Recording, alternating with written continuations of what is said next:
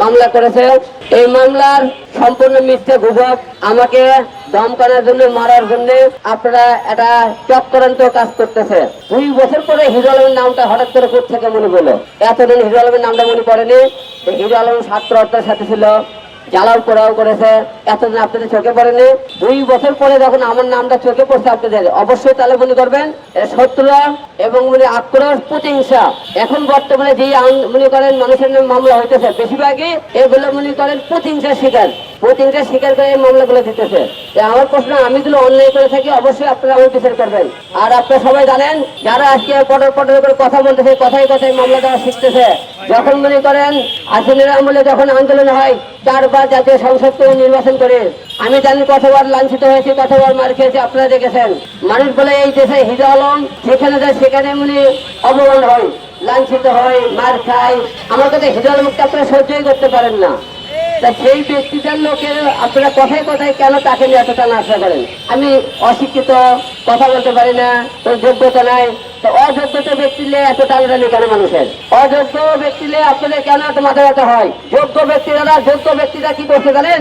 যোগ্য ব্যক্তিরা যোগ্য চেয়ারে বসে থেকে কোটি কোটি টাকা কামাই করছে, সুইস ব্যাংকে রাখছে, খাটের তলে রাখছে, বিছানার তলে রাখছে। যোগ্য ব্যক্তি, যে যোগ্য ব্যক্তিগুলো আপনারা ভোট দিয়ে রাখছেন, অযোগ্য ব্যক্তি হয় তারা অনেক কিছু করছে, যোগ্য ব্যক্তিরা মনে করেন অকাম করে বেশি। আজকে বাংলাদেশের বিভিন্ন জায়গায় জ্বালাও পোড়াও বিভিন্ন জায়গায় হয়েছে, মনে করেন তাদের বেশিরভাগ খবর নিয়ে দেখেন এগুলো মামলা প্রতিহিংসার শিকারে দিয়েছে। 12% লোক মনে করে দেশের জুলাই আন্দোলনের সাথেই ছিল। কিন্তু দেখেন এখানে যে কটা লোকের বেশিরভাগই আওয়ামী লীগের লোক ছিল, 28 জনের নাম বেশিরভাগই আওয়ামী লীগের লোক।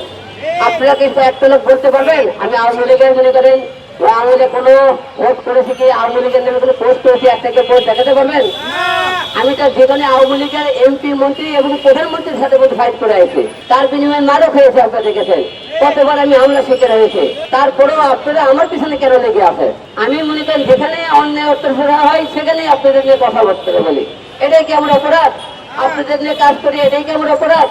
তাহলে বাংলাদেশের মনে করে আস্তে আস্তে যে এই যে দেখেন পাথর যে মানুষ পিঠে আপনাদের সামনে জনগণ চাইছে কেন দেখে জানেন?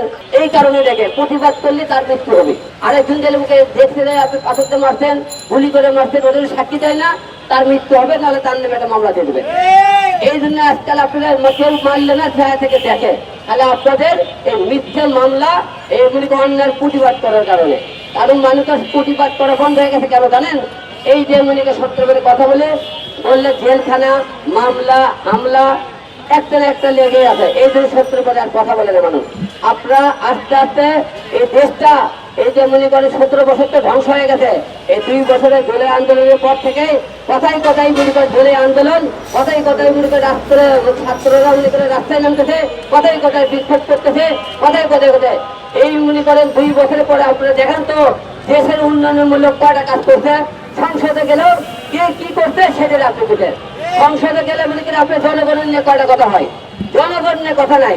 আপনারা এমপি মন্ত্রী কার মারে খাইছেন, কার কি করছেন, কে কি করছে, এই জন্য সংসদে কয়টা দিন দেখছেন দেশের জন্য কৃষকের নিয়ে কথা বলছে, বিদ্যুৎ নিয়ে কথা বলতেছে, আপনার মনে করে কর্ম নিয়ে কথাবার্তা বলতেছে, সেসব নিয়ে কথাবার্তা নাই। কে মনে করে আন্দোলন করছে, কে আপনি কাকে মারছে, কে হাসিনের বিপক্ষে ছিল, কে বিএনপির বিপক্ষে ছিল, কে এই যে কথা বলতে তর্ক। মিনিটে আমাদের সংসদে প্রতিদিন লক্ষ লক্ষ টাকা খরচা করে জনগণের টাকা, জনগণের কথা না বলে তাদের রাজনীতি পেশাল, তাদের প্রতিহিংসার পেশাল দেওয়া ওখানে আছে। এসব কথা দিলে আমি বলি এই যে অশিক্ষিত ক্রিয়া মোর্তবত ও আবার নীতি কথা কেন বলে? আমার তো নীতি কথা বলা হবে না, কারণ আমি তো মূর্খ, আমি তো অশিক্ষিত, আমার তো যোগ্যতা নাই। আমি কেন আপনাদের নিয়ে কথা বলবো? আমি কথা বললে অপরাধ, কারণ আমি নির্বাচন করলেও অপরাধ, কারণ আমার যেমন করে অপরাধ মনে করেন যেমন শিক্ষকের যোগ্যতা নাই। কিন্তু আপনাদের একটা কথা বলতে পারে, মানুষ সবাই জ্ঞানের মনে করেন উঠতে হয় না। আর আপনাকে একটা কথা বলতে, কালকে যে আপনি মামলার ঘটনা শুনছেন সম্পূর্ণ মিথ্যে মনে করেন। আর আমাকে একটা ছেলে লোক অনেকদিন ধরে হত্যা করার চেষ্টা করতেছে, আমার মনে সম্মান নষ্ট করার চেষ্টা করতেছে। এই জন্য মনে এই অপরাধে কালকে তারা অনেক দিক থেকে না পাওয়ার কারণে আমার নামে একটা মিথ্যে মামলা দিয়েছে। তাই এই মামলা থেকে আপনারা সবাইকে জানাতে চাই, জুলাই আন্দোলনের সবাই আপনারা হিরো আলমের ফুটেজগুলো দেখবেন, ইউটিউবে ফেসবুকে সাহায্য দেবেন। আমি আন্দোলনে ছিলাম কিন্তু শাহবাগ ফুটেজ দেখবেন, তারপরে যেমন করেন গণভবনের ফুটেজ দেখবেন, বিভিন্ন জায়গায় ছোটগুলো ইউটিউবে সাহায্য যাচ্ছেন, আমি এগুলো জায়গায় ছিলাম কি ছিলাম না।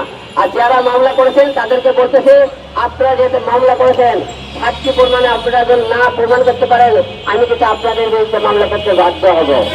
কারণ কি জানেন, আমি হিরো আলম মৃত্যুর কথা ভাবি না, এক হিরো আলম গেলে কিছুই হবে না। কারণ কি জানেন, আপনারা কি মনে করছেন আমি বলুন ভয় পাই আপনাদেরকে মামলায়? যখন আওয়ামী লীগ সরকার রানিং ছিল তখনই ভয় করলাম না সরকারের থেকে, এমপি মন্ত্রীর থেকে। আর আপনারা আপনাকে ধরে আন্দোলন মিথ্যে একটা মামলায় আমার কাছে আসলেন হিরো আলমের দমকানোর জন্য। আর দমকাতে পারবেন? আপনাদের সংগঠনকে বলতেছি, আপনারা যারা আপনার নামে মামলা করেছেন, আপনাদের সত্য প্রমাণ না করতে পারেন, আপনাদের বিরুদ্ধে মামলা করতে বাধ্য হবো।